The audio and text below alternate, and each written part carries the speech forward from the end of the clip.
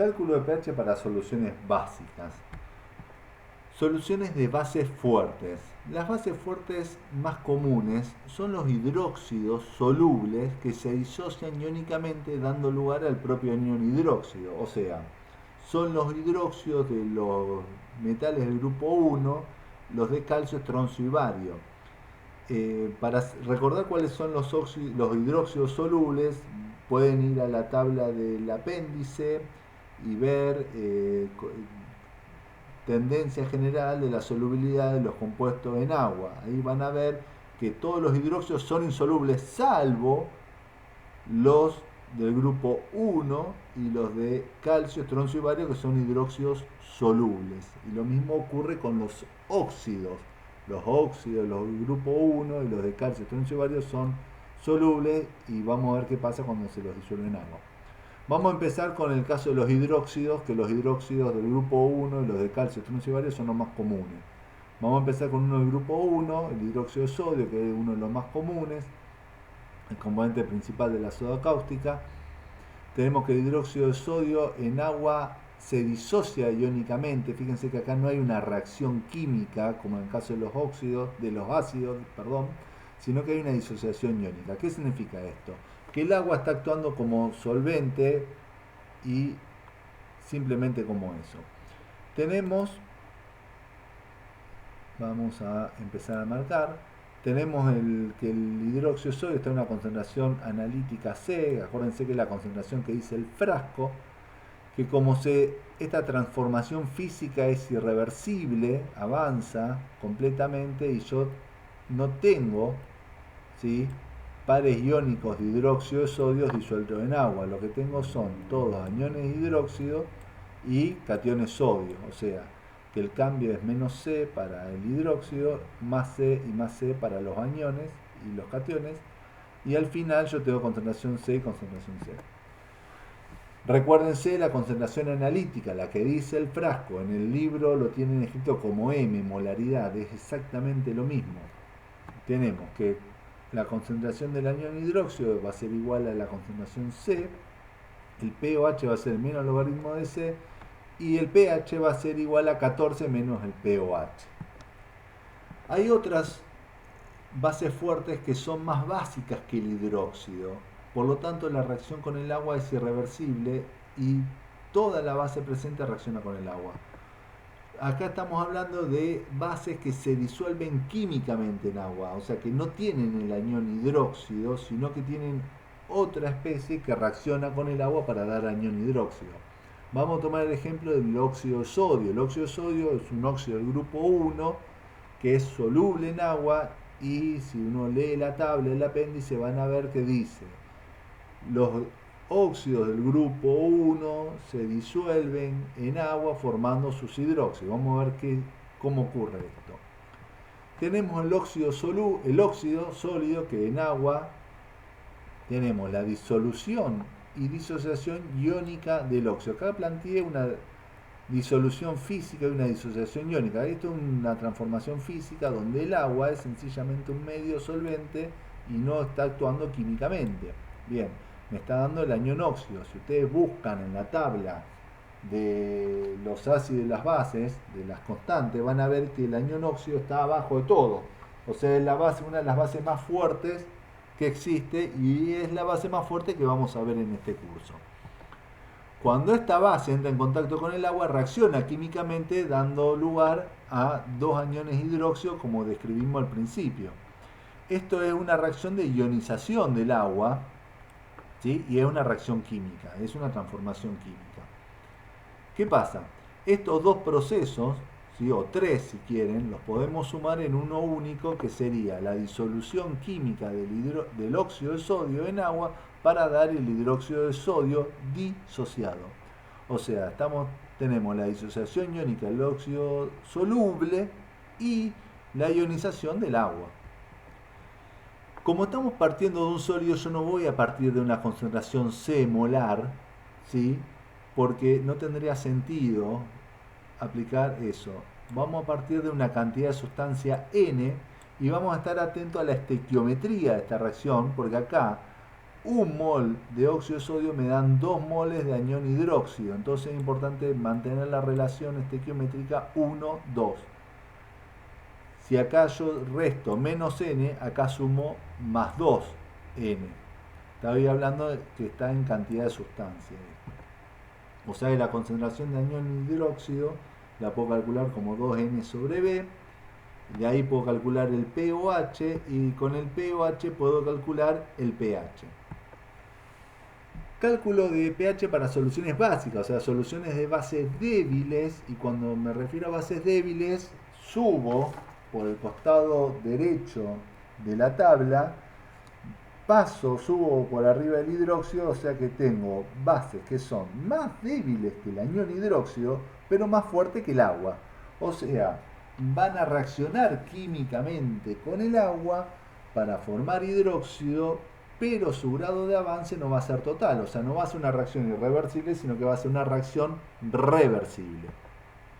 Vamos a tomar como ejemplo el amoníaco de concentración C molar, una concentración C genérica. Después veremos qué límites tienen estos tratamientos matemáticos.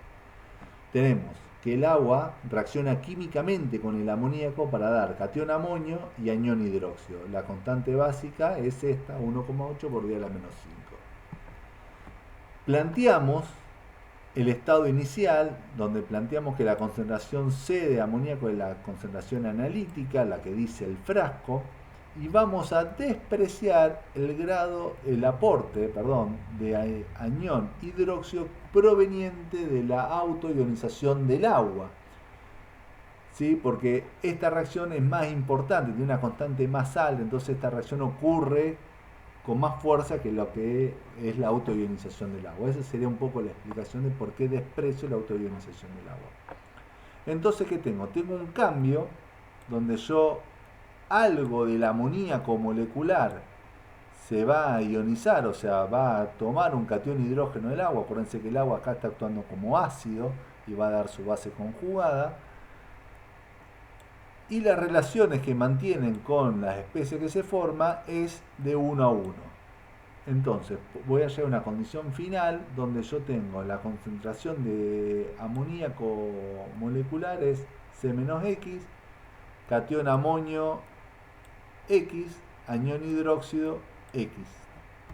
Voy a plantear ahora la constante básica del amoníaco en función de este parámetro X, reemplazando donde dice concentración de amonio y concentración de anión hidróxido por X. ¿Sí? Tenemos una ecuación cuadrática que la pueden resolver automáticamente con sus calculadoras, o podemos tomar un atajo conceptual que sería el siguiente.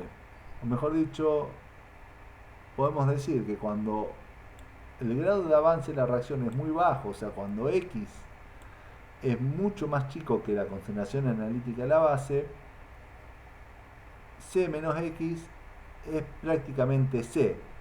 Fíjense que lo que estoy haciendo acá es despreciar la X. Estoy tachando esto, no estoy simplificando, me estoy quedando con toda esta parte de la ecuación y esto es lo que yo estoy trayendo acá. O sea, la constante básica es igual a X al cuadrado sobre C. Ahora lo que vamos a hacer, quería borrar esto para que no se viera, bueno, se va a ver igual. La concentración de anión hidróxido es igual a X, es igual a la raíz cuadrada de la constante básica por la concentración C. En el libro lo tienen como M, molaridad, es exactamente lo mismo. Lo importante es que sepan que es la concentración que dice el frasco, ¿sí? Bien, entonces, con esta forma simplificada podemos calcular el pOH y a partir del pOH podemos calcular el pH de la solución.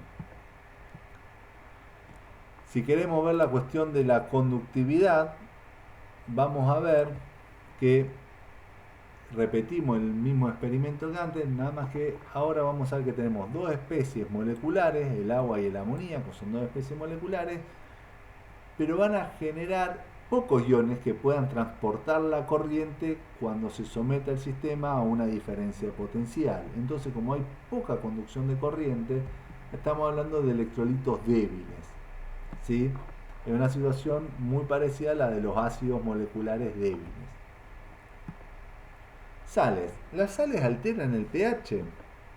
Bueno, eso depende del comportamiento, tanto ácido o básico, de los iones que las componen. Hay que analizar por separado el comportamiento de cada ion que compone la sal.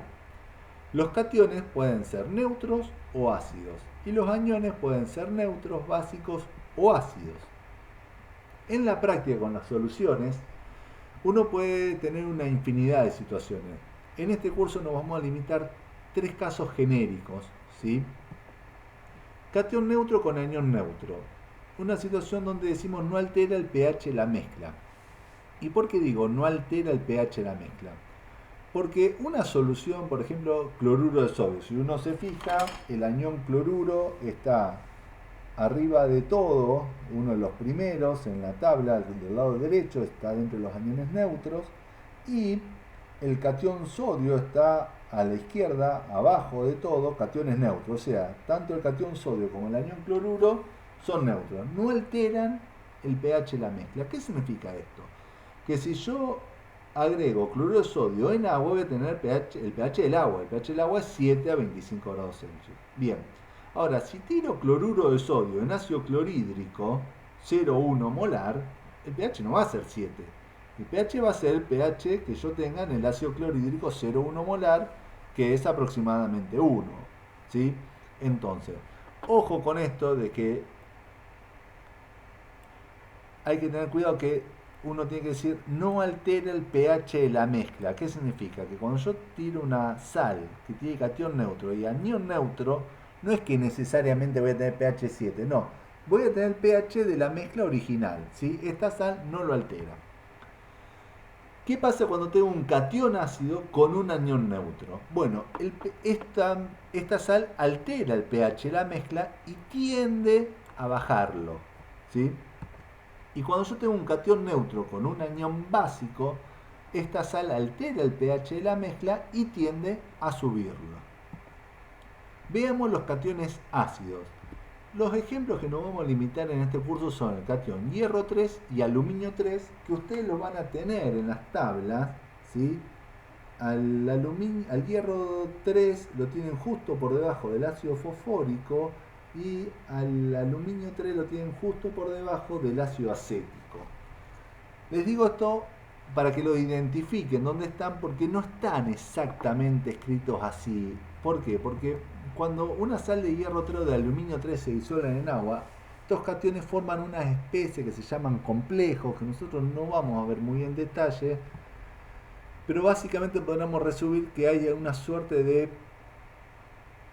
de transformación, digamos, la solubilización del hierro 3 en agua es como una suerte de reacción química donde me termina dando esta especie compleja, y esta especie tiene comportamiento ácido-base. Acá esto me quedó mal, tienen que corregirlo. Acá esto ahí va a un 2.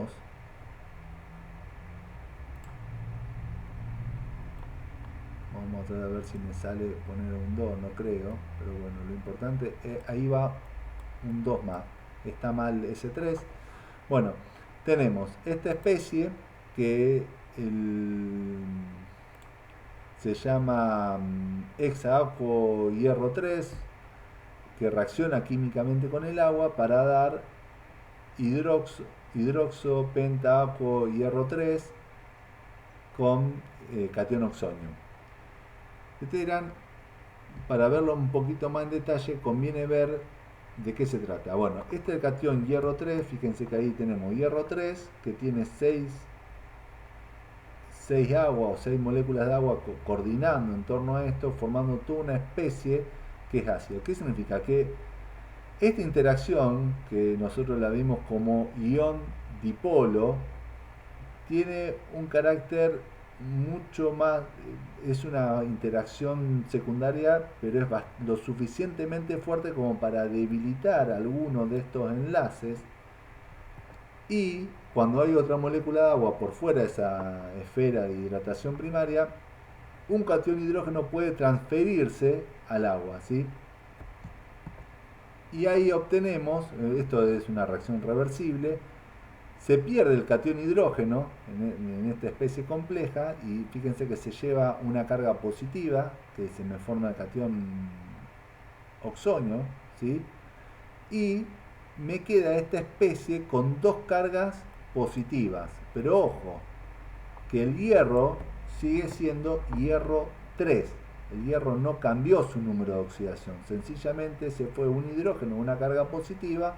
Entonces esta especie que antes tenía 3 cargas positivas ahora tiene 2 cargas positivas, pero seguimos teniendo hierro 3. Digo esto porque a veces cuando más adelante vemos redox, a veces se les confunde esta reacción ácido-base con una reacción de transferencia de electrones, que no es lo mismo.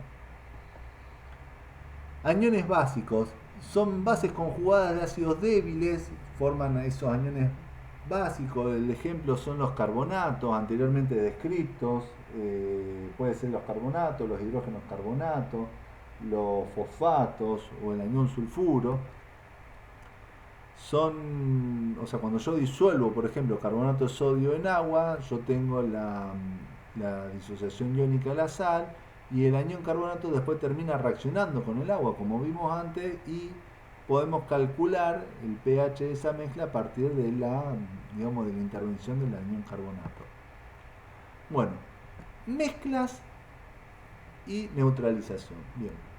Cuando mezclamos un ácido y una base, estos van a reaccionar entre sí. Y es una reacción espontánea. ¿Qué significa? Que cuando yo cruzo una de las especies que está del lado izquierdo de la tabla y relativamente arriba, con una especie que está del lado derecho de la tabla y relativamente abajo, voy a tener una reacción irreversible y espontánea. ¿Sí? A esta reacción se la conoce como neutralización. Neutralizar significa consumir un ácido o una base. Dependiendo de la fuerza del ácido y la base que intervienen, así como sus concentraciones, va a ser el pH resultante de la mezcla. Ojo, acuérdense que neutralizar significa consumir, no significa llevar a pH neutro. Eso es una equivocación bastante común y conviene recordarlo. Por ejemplo, yo tengo una solución de pH 1, tengo una solución de pH 10, las mezclo, ¿sí?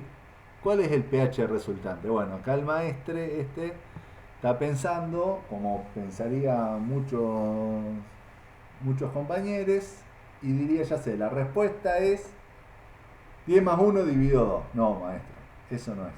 10 menos 1 tampoco. pH 7 ya habíamos dicho que no. 10 más 1 definitivamente no. Así no se hace. ¿Qué pasa? Las situaciones son muchas y muy variadas. No conviene nunca tratar de armar reglas rápidas porque eso lleva a confundirse. Lo que conviene es analizar cada caso en particular sin reglas rápidas. Sin embargo, el grueso de las opciones que vamos a estudiar en el curso, cuando todas las especies son solubles en agua, las podemos resumir en algunos de los casos que analizamos anteriormente. O sea, en un ácido fuerte, en un ácido débil, en una sal, en una base fuerte o en una base débil. ¿Por qué digo esto? Porque el análisis inicial implica ver si hay reactivo en exceso. Generalmente en estos casos, y digo generalmente, el reactivo en exceso suele determinar el pH de la mezcla final, ¿sí? En caso que los reactivos estén en la proporción estequiométrica, tenemos que analizar los productos, cuál es su comportamiento. En caso de la formación de sales, tenemos que analizar el catión y el anión por separado. Ejemplos de reacciones. Por ejemplo, tenemos ácido clorhídrico que reacciona con el óxido de hierro 3. Esto es una reacción típica de decapado, por ejemplo, de una pieza de hierro con herrumbre, donde parte del herrumbre es este óxido. No es exactamente esta la fórmula del herrumbre, pero digamos, forma parte de es uno de los componentes del herrumbre. Como producto voy a tener cloruro de hierro 3 más agua. Si nos fijamos, acá tengo un ácido fuerte, tengo una base débil, porque vamos a ver después que si bien interviene el anión óxido, no es un anión, esto no es un óxido del grupo 1 o de calcio, estroncio y bario, sino que es un óxido insoluble. Entonces generalmente esos suelen ser bases débiles. Y como producto me está dando cloruro de hierro 3. Cuando yo analizo el cloruro veo que este es neutro. Ahora cuando analizo el catión hierro 3 sé que es ácido. ¿Sí? A ver, si hay exceso de ácido clorhídrico, esta mezcla va a ser ácida por el exceso de ácido clorhídrico. Si el ácido clorhídrico está en defecto y hay un exceso de el óxido, el caso es un poquito más complicado de analizar y generalmente evitamos dárselo. Pero si están en la proporción estequiométrica y yo llego a la solución de cloruro de hierro 3, voy a analizar que el anión cloruro es neutro y que el hierro 3 es un catión ácido. Por lo tanto, el pH de esta mezcla va a tender a ser ácido. Veamos, por ejemplo, el caso de un decapado de una pieza o la eliminación de la capa de óxido de aluminio por acción del ácido sulfúrico, un caso bastante similar al que analizamos anteriormente, porque vamos a tener el anión sulfato, tiene un comportamiento neutro prácticamente, y el aluminio un comportamiento ácido. Tenemos ácido sulfúrico con amoníaco, por ejemplo, esta es una reacción común para la formación de sulfato de amonio que se utiliza en alguna medida como fertilizante en algunas situaciones. Y si lo vemos, tenemos un ácido fuerte con una base débil que dan una sal que tiene una sal. Bien, si hay exceso de ácido sulfúrico, el pH de la mezcla va a ser ácido porque hay ácido dando vuelta, ácido sulfúrico que un ácido fuerte dando vuelta. En cambio, si hay amoníaco en exceso, el amoníaco es una base débil, pero es una base. Entonces, el pH de la mezcla lo va a determinar el amoníaco. Ahora, si están en la proporción estequiométrica 1 o 2, el pH ahora lo va a determinar el producto de la reacción. Ahora, cuando yo analizo el producto de la reacción, me fijo, tengo el anión sulfato, que es de comportamiento neutro, y tengo el catión amonio, que es de comportamiento ácido. Un ácido débil, pero un ácido al fin. Entonces, a partir de este producto, analizo el pH de la mezcla. Y lo mismo puede plantearse cuando se reacciona el hidróxido de calcio con con el ácido clorhídrico. Por ejemplo, si yo quiero neutralizar un derrame de ácido clorhídrico con cal aérea hidratada, cuyo componente principal es el hidróxido de calcio. Bueno, limitaciones para los cálculos. Para no caer en resultados absurdos, o sea, a ver, nunca se olviden que esto es un curso de química. Y resuelvan con criterio químico las cosas. No transformen la calculadora en la guía de ustedes al momento de analizar un problema de química. El tema de los tratamientos matemáticos que nosotros desarrollamos en esta clase tienen ciertas limitaciones dentro de los cuales son válidos y por fuera de esos límites esos desarrollos no son válidos. Entonces conviene siempre tener presente el criterio químico. Para que ustedes se guíen, el rango aproximado de concentraciones para ácidos fuertes, lo que vimos es válido para concentraciones menores. Acá está mal esto, sería, perdón, esto está mal, vamos a corregirlo.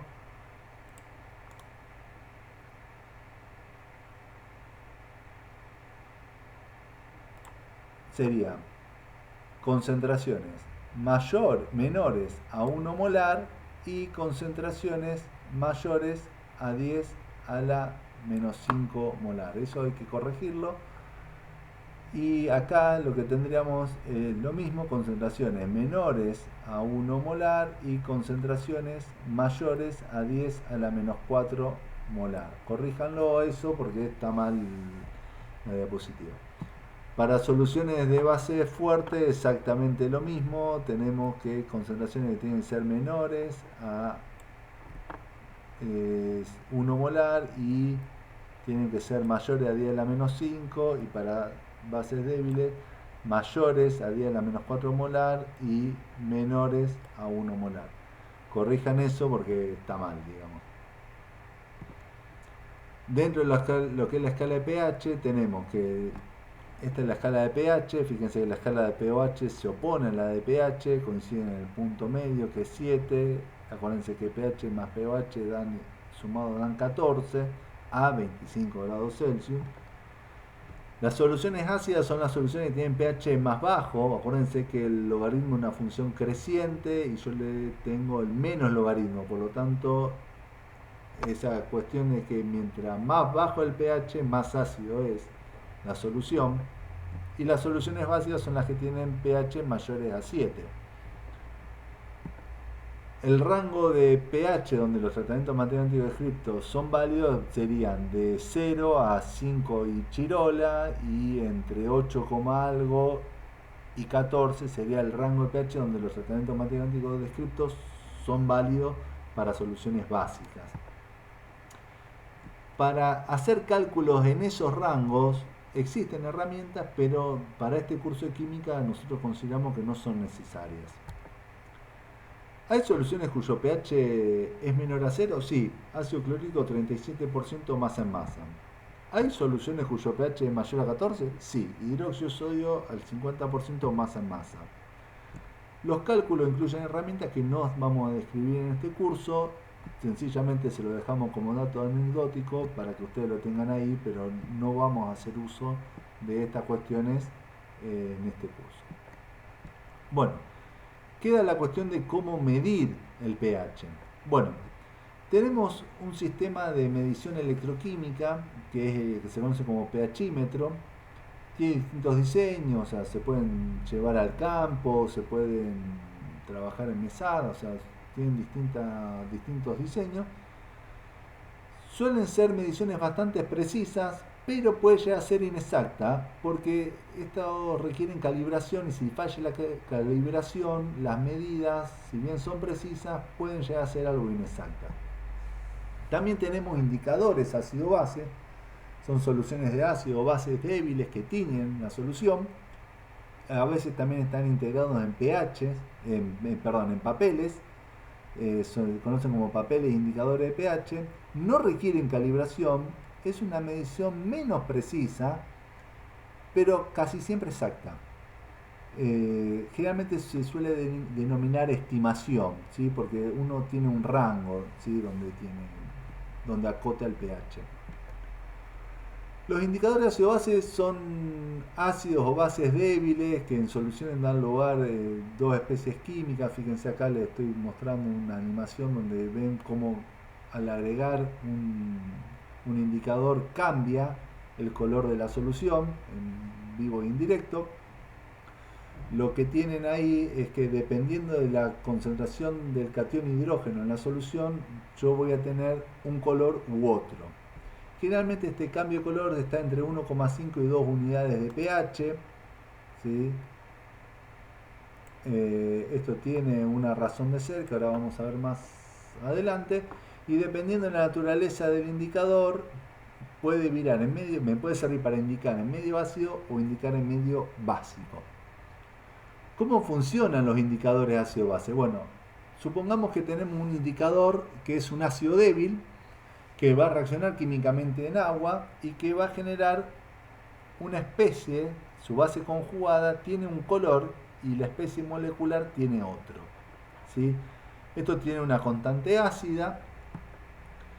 La constante ácida está definida como la concentración de la especie iónica por la concentración de catión hidrógeno, acá me olvidé el oxonio, dividido la concentración de, acá estoy simplificando la notación, dividido la concentración de la especie molecular.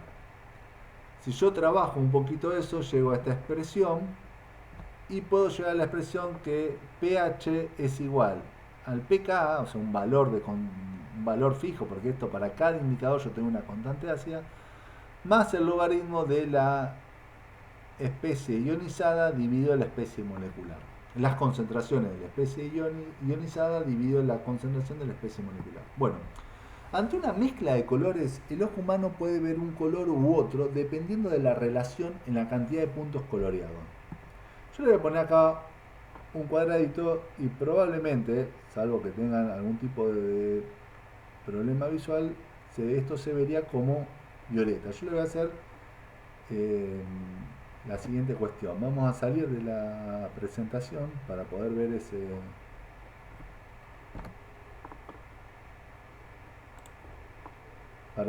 y vamos a hacerle zoom a ese cuadrado que teníamos ahí y vamos a ver lo siguiente. Si se fijan, en forma deliberada, en este cuadrado yo puse puntos del otro color, o sea, de otro color, del color azul. El cuadrado, cuando uno lo ve en la presentación, se veía violeta. Sin embargo, ustedes acá están viendo, es bien notorio que tenemos puntos. Bueno, ¿qué pasa? Cuando yo tengo una relación de 10 puntos violeta por cada un punto azul, yo voy a ver esa mancha como color violeta. ¿Qué significa? Que acá no es que no esté el color azul, sencillamente dejo de verlo, una particularidad de los humanos. O sea, los indicadores ácido-bases, dependiendo del nivel de acidez, yo tengo un color u el otro dependiendo la relación de concentración en una especie u otra. Si se fijan, yo puedo fijar que si esta relación de concentración es menor a 0,1, este pH, este logaritmo me va a terminar dando -1. Yo voy a tener que, por debajo del nivel de pK -1, voy a tener este color, ¿sí? Lo mismo va a ocurrir con esto. Si volvemos a salir de la presentación, podríamos hacer exactamente lo mismo con el otro cuadrado. Si se fijan, ahí esto es un fondo azul con puntos violeta. Volvemos a la presentación. ¿Y por qué digo esto? Porque tanto en un tubo donde yo tengo un indicador, yo tengo tanto una especie como la otra. Dependiendo la relación de concentraciones que yo tenga de una especie o de la otra, voy a ver el tubo de un color o del otro. Si yo tengo un pH que está por debajo del valor límite pKa -1, voy a ver este color.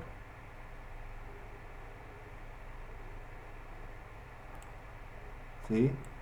Voy a tener este color. Ahora, si yo estoy por encima del valor pKa +1, voy a terminar viendo este color. Si se fijan, esto también se puede pensar a partir del principio de Le Chatelier. O sea, si yo estoy en un medio muy ácido, o sea, donde hay una alta concentración de catión oxonio y el indicador, yo lo agrego, los indicadores los agrego en una concentración tal que no alteren el pH. Es el principio básico que tiene toda medición. La medición no debería en principio perturbar el valor medido. Esto dentro de ciertos rangos es posible, dentro de ciertos rangos no. Esto es una discusión filosófica que cuando nos podamos ver en persona la tendremos. Pero podemos asumir que el agregado del indicador no altera el pH de la mezcla. ¿Qué significa? Yo agrego una baja concentración de indicador y la alta concentración de catión hidrógeno desplaza este equilibrio hacia la formación de la especie molecular. Entonces, a pH muy bajo yo voy a tener el color violeta. De la otra manera, si yo tengo una muy baja concentración de catión oxonio y agrego esta especie, va a tender a ir a la especie ionizada. Generalmente hay una gran cantidad de indicadores. Nosotros en el laboratorio solíamos trabajar con dos: heliantina y fenoftaleína. El rango de viraje de la heliantina nosotros generalmente se lo damos como 2,8, 4,8. El rango real es un poquitito más acotado.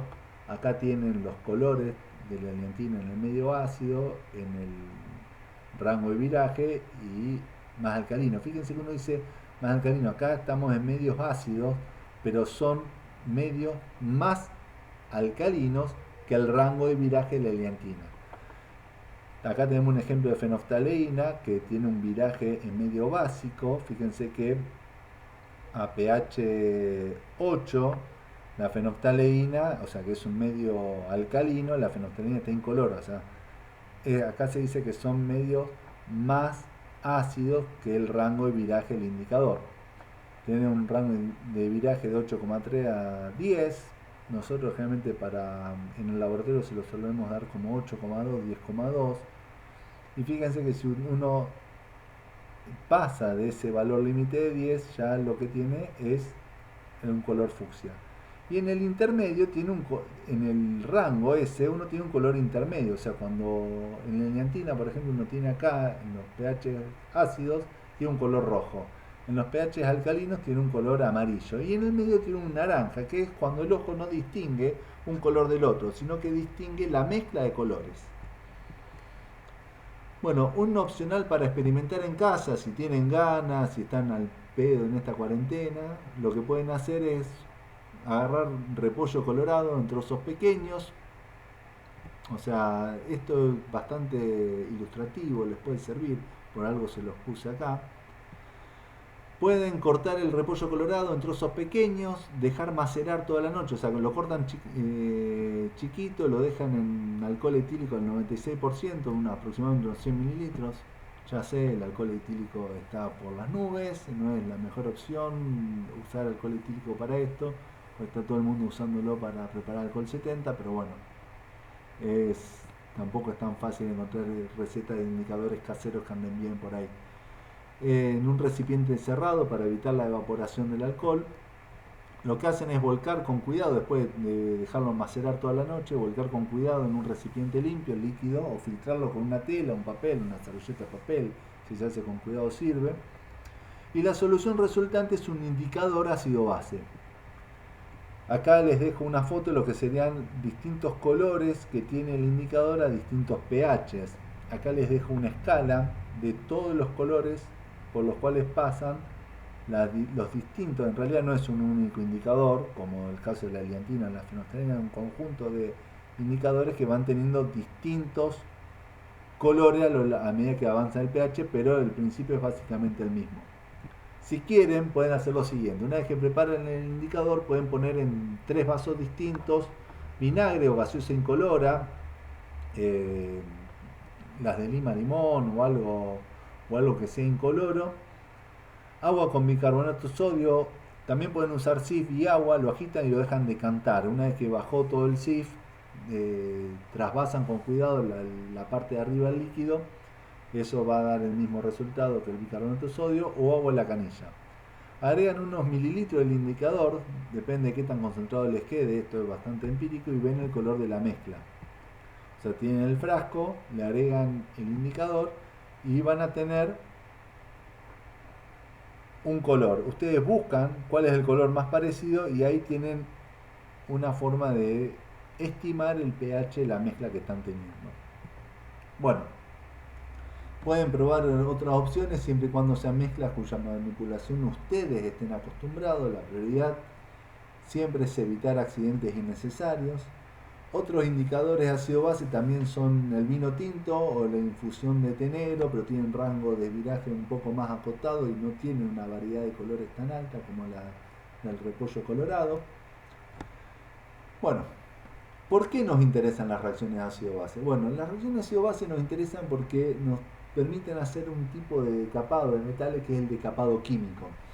O sea, cuando uno tiene una capa de óxido, uno piensa: bueno, si yo quiero pintar una estructura metálica y tiene óxido, ¿qué hago? La lijo. Bien, perfecto. Eso es aplicable a una superficie donde una lija accede. Hay piezas metálicas, por ejemplo, en la carrocería de un auto, donde yo no puedo lijar en toda la superficie que necesito pintar. Para eso tengo que pasar por un decapado químico. Y así hay infinidad de ejemplos. También es un ejemplo de reacciones ácido-base la remoción de la escoria en los altos hornos. Bueno, ahí conviene usar un poco la teoría de Lewis o inclusive la modificación que le hacen Lux y Flot a la teoría de Lewis. No es una reacción de transferencia de catión hidrógeno, sino de una reacción de transferencia de aniones óxidos. Nos sirve para pensar la acidez del suelo. En función de la acidez del suelo va a ser el valor de ese suelo y la capacidad que tengamos, las estructuras que podamos montar. La cuestión de la lluvia ácida es importante. La lluvia ácida es una mezcla que debilita las estructuras con mortero aéreo. Cuando me refiero a mortero aéreo, me refiero a mezclas cuyo ligante es cal aérea hidratada. Eh, También nos interesan las reacciones ácido-base por el tema del control de fluentes, el tema del mantenimiento de la biodiversidad, tanto en ríos como mares. Y es muy importante porque es un factor a tener en cuenta en la corrosión de estructuras metálicas, pero bueno, eso va a ser un tema que vamos a ver cuando veamos redox. Bueno, continuando con lo que son reacciones ácido-base, y como opcional para experimentar en la casa de ustedes, podemos hacer un decapado, probar hacer un decapado químico de metales. Podemos tomar piezas de acero que estén oxidadas, un clavo que esté medio marroncito va a servir, algún pedazo, alguna herramienta que esté medio marroncita va a servir, que algo que tenga rumbre, o cables de cobre. Los cables de cobre se van a dar cuenta que están oxidados porque están verdes, se forma una capa de carbonato de cobre 2 fundamentalmente. Lo que pueden hacer es dejarla en vinagre de alcohol o en gaseosa. Las gaseosas ahí acá puede ser cualquiera porque no vamos a ver el color de la gaseosa. Durante unas 4 hasta 4 horas. Si empiezan a ver desprendimiento de gas, o sea, que se forman unas burbujitas en el vinagre de alcohol o en las gaseosas, va a ser más difícil, pero en el vinagre de alcohol quizá sea más fácil verlo. Ahí lo que van a tener es una reacción redox que más adelante vamos a ver. Pueden enjuagarlas con agua en la canilla y pasarle el cepillo y ver cómo queda la pieza metálica. Las gaseosas son mezclas que contienen ácido fosfórico y el mismo se utiliza como decapante químico.